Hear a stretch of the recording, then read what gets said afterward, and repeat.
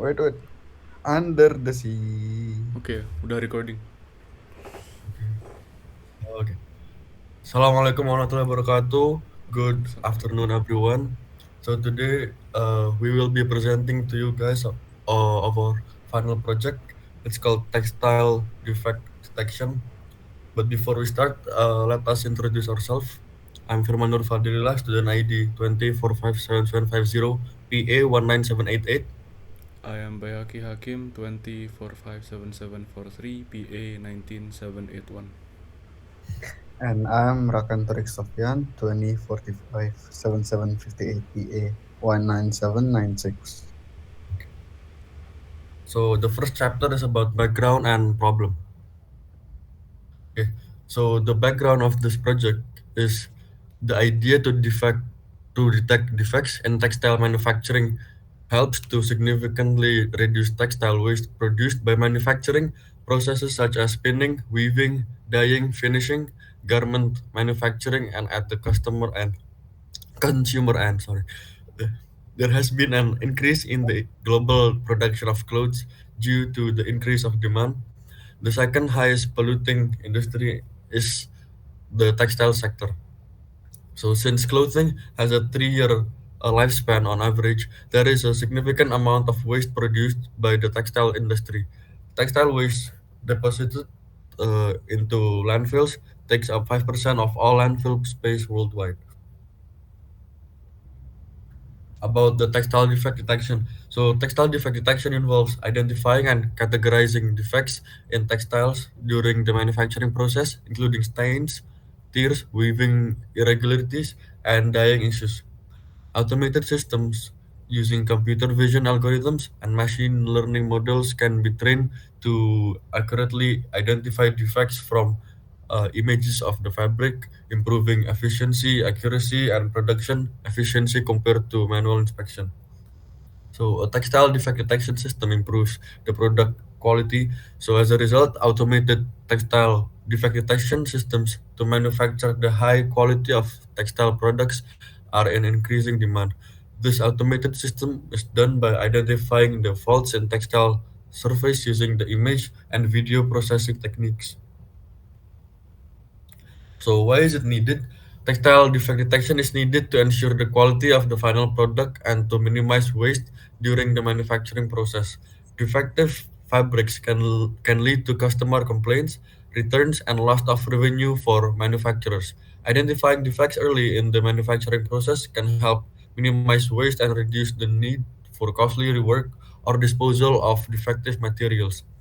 Automated textile defect detection systems can also improve efficiency and reduce labor costs, making the manufacturing process more cost effective. Textile defect, defect, Textile defect detection is crucial for maintaining quality standards, reducing waste, and improving profitability for textile manufacturers. So, is it a good problem?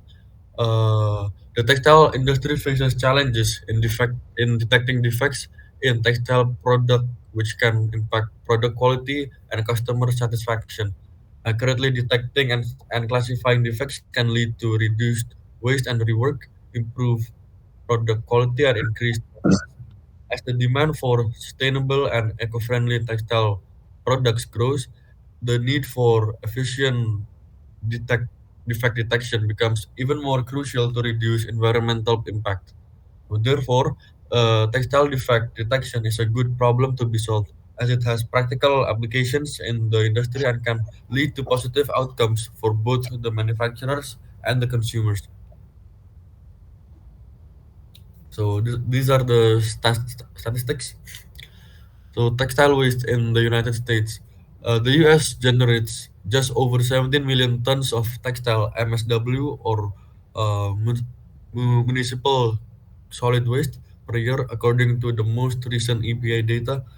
That is around 50.8 kilogram per person, according to the latest census statistics. In the US, 66% of all unwanted clothes and textiles are landfilled, and less than 15% are recycled. The rest, which is 19%, are burned. Uh, textile waste in Indonesia. So, according to the Copenhagen Fashion Summit, the fashion industry produces 92 million tons of waste per year that ends up in the landfills. This is around 0.92 to 1.32% of the reported 7 to 10 billion tons of total annual global solid waste generation. In Indonesia, textile waste makes up 2.6% of the total 33 million tons of waste per year, putting it at 866,000 tons per year. And then the data from Statistics Indonesia (BPS) in 2014 stated that Indonesians consume 308.4 tons of clothing per year. This means that people throw away more than double of what they buy in a year alone. So the next chapter is about data pre-processing. Data to be used here, as you can see, you can find our links to our Kaggle, and inside the data set, it is given an image size, a train and data test data set are available with randomly generated patches. Source images from the train and test are non-overlapping, and the dataset is in .h5 format containing organized by groups of defects and datasets of patches of 64 by 64 and 32 by 32 pixels, where patches are sampled at randomized positions and patches are extracted with different angles. The hierarchical data format version 5 is an open source file format that supports large, complex, heterogeneous data. And HDF5 uses a file directory like structure that allows you to organize data within the file in many different structured ways. The HDF5 format also allows for embedding of metadata, making it self-describing. What can we do with the dataset? So read the HDF5 file, use libraries like H5PY or the PY tables to read the contents of the HDF5 file into your programming environment, and then extract the relevant data. Identify the specific data set or datasets within the HDF5 file that you want to pre-process. You can typically access datasets by their dataset name or path within the file's hierarchical structure. Apply pre-processing techniques. Once you have extracted the dataset, you can apply various pre-processing techniques to it.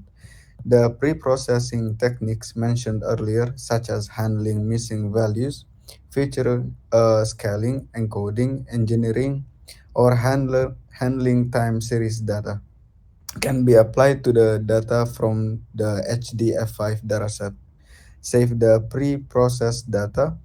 After applying the desired pre-processing steps, you can save the pre-processing data to a new HDF5 file or overwrite the original file if desired.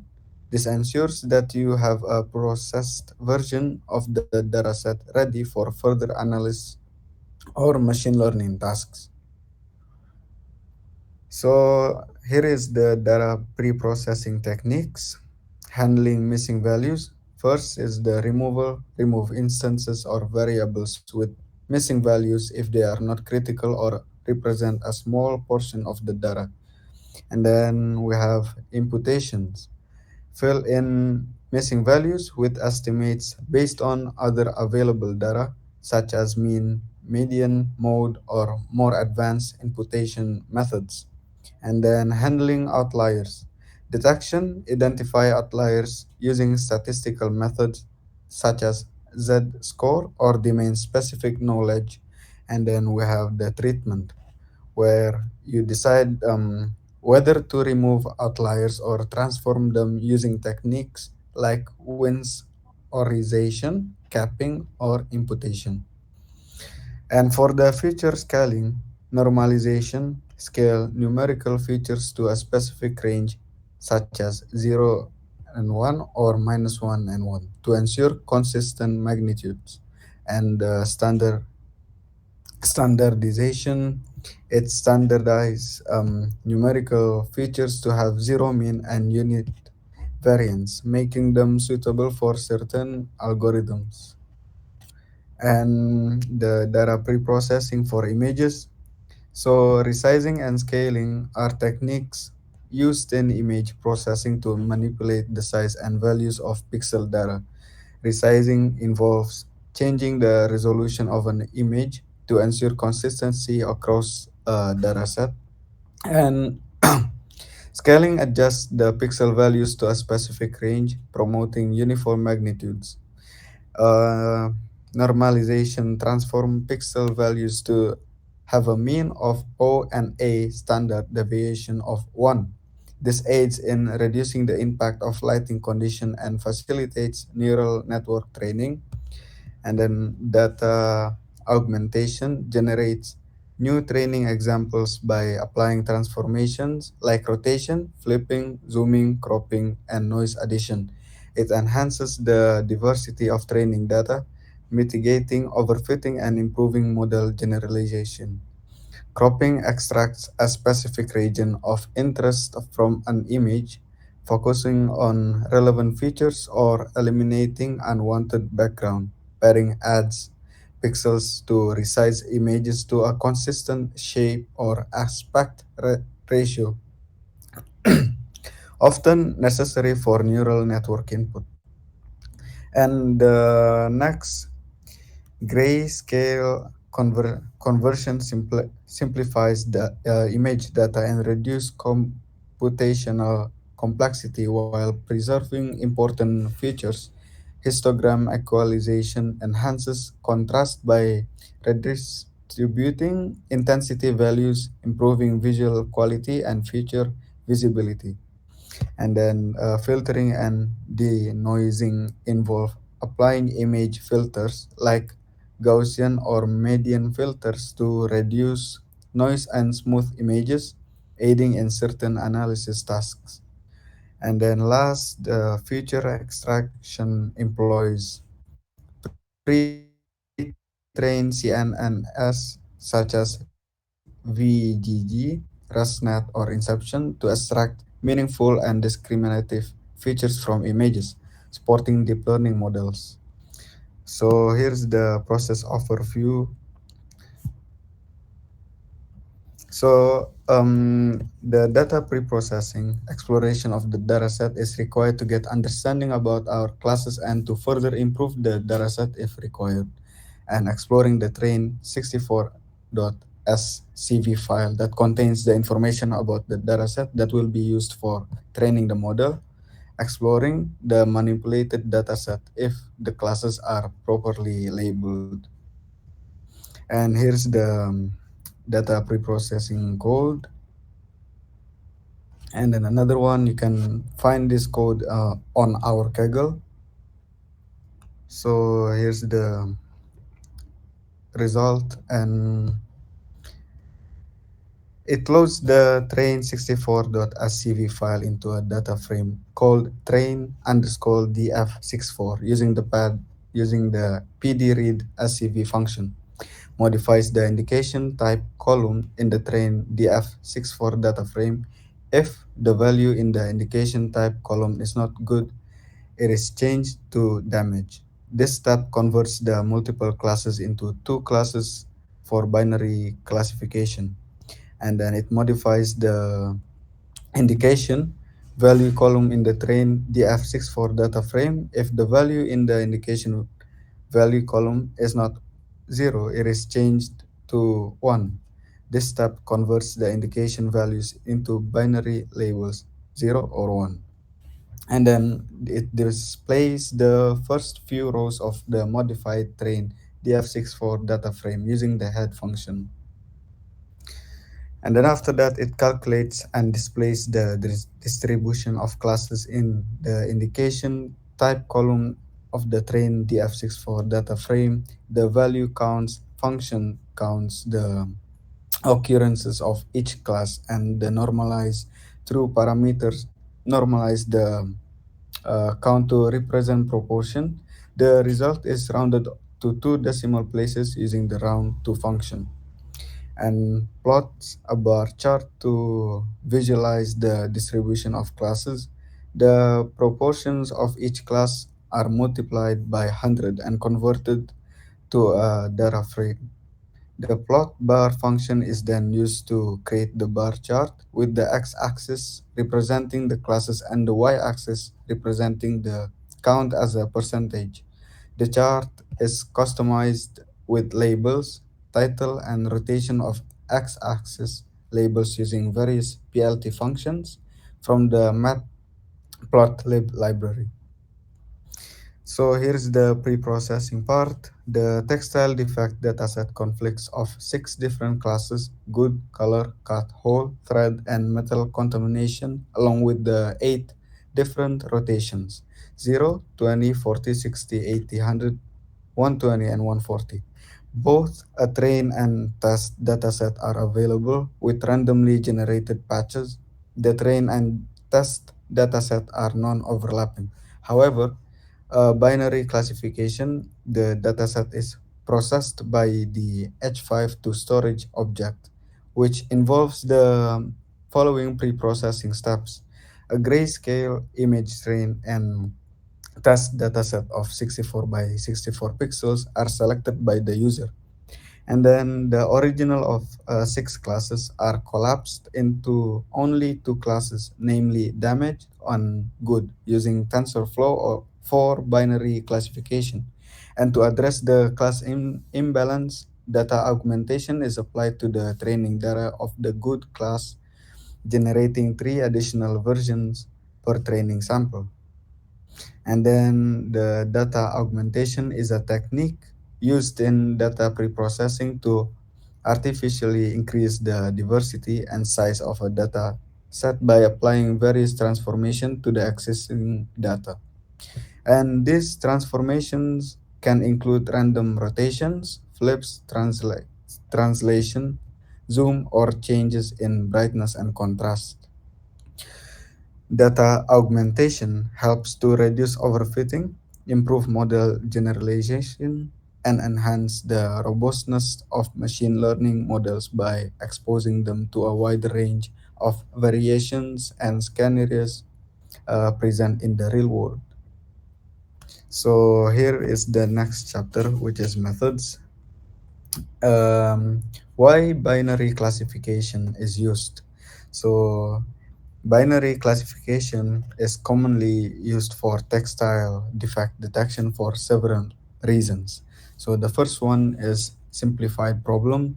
Binary classification reduces the complexity of the problem by categorizing defects as either damaged or good, and this simplification makes the detection task more straightforward and easier to interpret. And then next we have class imbalance. Textile defect datasets often suffer from class imbalance where the number of defective samples is significantly smaller compared to the non-defective ones. And binary classifications allow for specific techniques like data augmentation and balancing strategies to address this issue effectively. And then next we have the practical application. So in many real world scenarios, the primary concern is identifying and flagging defective items rather than classifying defects into multiple categories. And binary classification aligns with the practical application of quickly identifying faulty textile for quality control purposes. And next, we have performance and efficiency. So binary classification models can be more efficient and offer improved performance in terms of training time, computational resources, and inference speed. The reduced number of classes simplifies the decision boundary, making it easier for the model to learn and generalize. And next, we have ease of interpretation. So binary classification results in straightforward output, allowing for the easy interpretation and decision making. So the model can provide a simple defective or non-defective prediction, which is often more practical and actionable in industrial settings. So the transfer learning method, we have the pre-training on a related task. So a pre-trained model, typically trained on a large-scale dataset, is selected.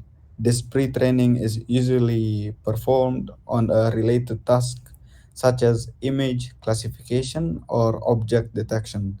For example, a pre-trained model trained on a large dataset like ImageNet can capture general visual patterns and features. And then we have model adaptation.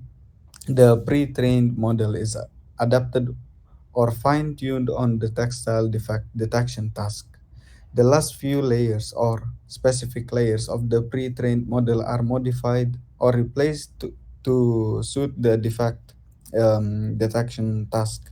So these layers are trained using the labeled textile defect dataset, while the remaining pre-trained layers are frozen to preserve the learned representations. And then training and validation. The adapted model is trained on the labeled textile defect dataset, and the performance is evaluated using validation set. During training, the weight of the modified layers are updated based on the gradients obtained from the defect detection task. And then hyperparameter tuning. So hyperparameters of the adapted model, such as learning rate, regularization, or optimization algorithms, may need to be fine-tuned to achieve optimal performance on the textile defect detection task. And this can be done using techniques like grid search or random search.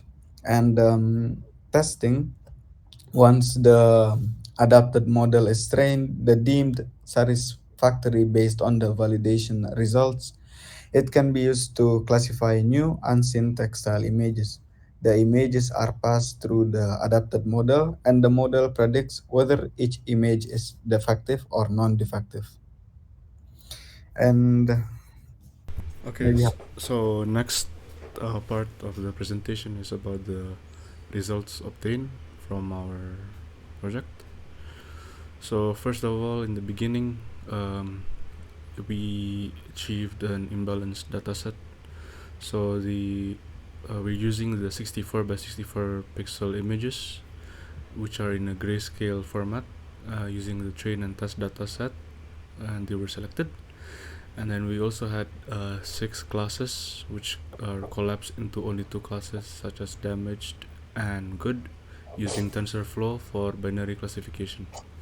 The imbalance of the class is reduced by using data augmentation on the good class training data to produce its 3 other versions per training sample. The image and labels tensors are then loaded and saved back into the storage without burdening the memory, and resulting into a new dataset that is complete with the f.data datasets. During this stage, the good category will produce 4 extra records by data augmentation to eliminate the class imbalance. The metadata is created, which contains file location as a key and the rotation as its value for exploration purpose.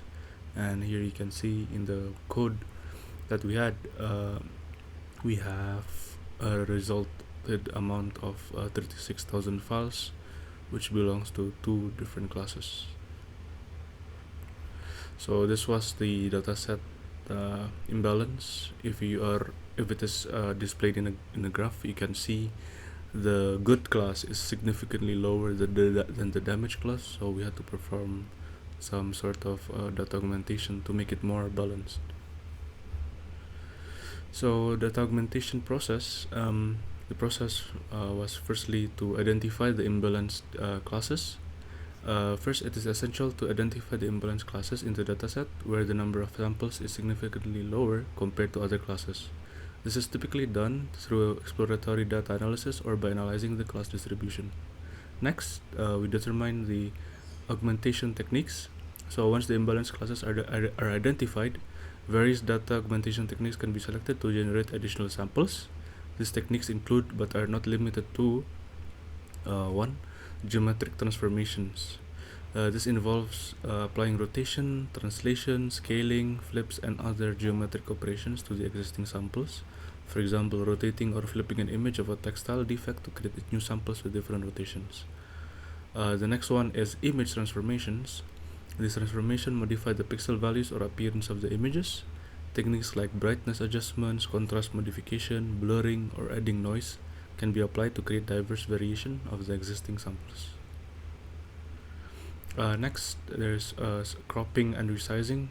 Cropping a region of interest from an image or resizing it to different scales can generate new samples with different viewpoints or resolution, but for consistency, we keep the size the same for the images at 64 by 64 pixels. And then there is elastic deformations. Elastic deformations introduce localized distortion to the images, simulating deformations or wrinkles that can occur in textiles. You can also apply augmentation, which augmentation techniques are applied to the samples from the minority classes, creating synthetic data points that are added to the original dataset. The augmented samples are generated in a way that maintains the characteristics and attributes of the original class. Then maintain data integrity.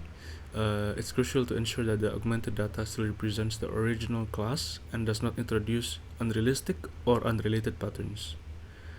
Care should be taken to avoid introducing bias or distorting the underlying distribution of the data. And then training and evaluation. The augmented dataset combined with the original data is used to train the machine learning model. The augmented samples help in providing more balanced representation for training. The trained model is then evaluated to assess its performance. So here, the next step after finding out that there has been a dataset imbalance, we perform some exploration to make it more balanced. So the exploration of the dataset is required to get understanding about our classes and to further improve the dataset if required. And then exploring the generated dataset and check if the class imbalance is reduced as expected, and exploring the manipulated dataset to see if the classes are properly labeled. So here you can see the distribution between the damaged and the good class, and then you can see the good class have increased to almost the same as damaged class. So it's an improvement. So this was the training data exploration. Here's there's some examples of textile that are damaged, and also some textiles that are good, like properly fine, and the system is able to label those types of images properly. So this was the result of the baseline model metric. As you can see, there's different layers. There's convolutional 2D layer, and then the first, second, third layer, and then there's also a max pooling layer. And then there's a fourth convolutional 2D layer, another max pooling layer, and then the fifth convolutional 2D layer, and then after that there's the global average pooling 2D, and then there's the output layer as the final layer, and there's a total parameter of 1,201,591. And then this was the baseline model metric training. So on the left side, we were using 20 epoch, but we also implemented an early cancelling system for the epoch. So in the case where it starts to become inconsistent, then it can start cancelling the epoch, so it doesn't have to complete exactly 20. So as you can see here, on the left side you can see it has reached epoch 9, and then it performed a stop, and then each epoch has different amounts of latency, loss, and accuracy.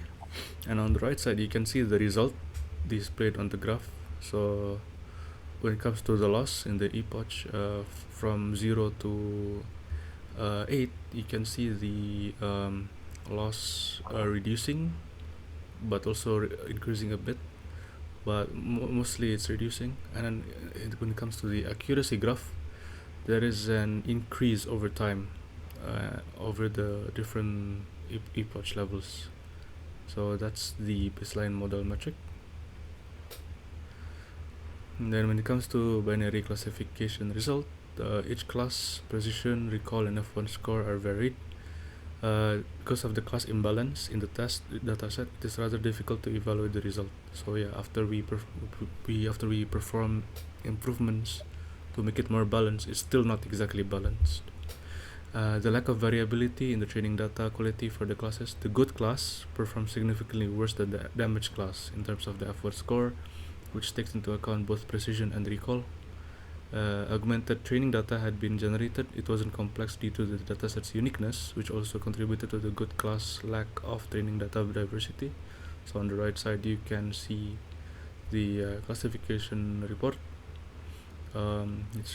It's a fairly good result, with most of them having a result above 80% or above. So the benefit of using transfer learning, it provides an improved performance. Transfer learning allows the defect detection system to benefit from the knowledge and representations learned by the pre-trained model on a related task. This can lead to improved performance, especially when the available label dataset for defect detection is limited. And then it also reduces the training time and data requirement. By starting from a pre-trained model, the transfer learning approach can save significant training time and reduce the need for a large label dataset. This is particularly beneficial when the available textile defect dataset is small or when computational resources are limited. And then the other benefit is generalization. The pre-trained model has learned general visual representations from a large and diverse dataset. By leveraging these learned representations, the adapted model can generalize well to textile defect detection, even when faced with limited defect-specific training data. So this was the model of the transfer learning method. So the previous one was using binary classification, and then this method is using transfer learning. And as you can see, there is less layers compared to the previous model. So there's only convolutional 2D layer 6, because the previous one was up to 5. This one is to 6. And there's a feature extraction layer, and then there's the dense layer, and then there's an output layer. And then the total parameter from this is 24,025,159. So this was the transfer learning layer. This was the transfer learning model. So in this one we only used 10 epoch, and it only arrived until epoch level 6, where the system already started to stop. And the result from that was this classification report.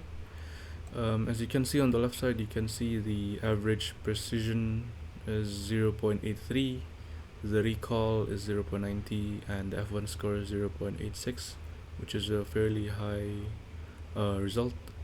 And on the right side, you can see the epoch loss graph, and over time the loss is decreasing.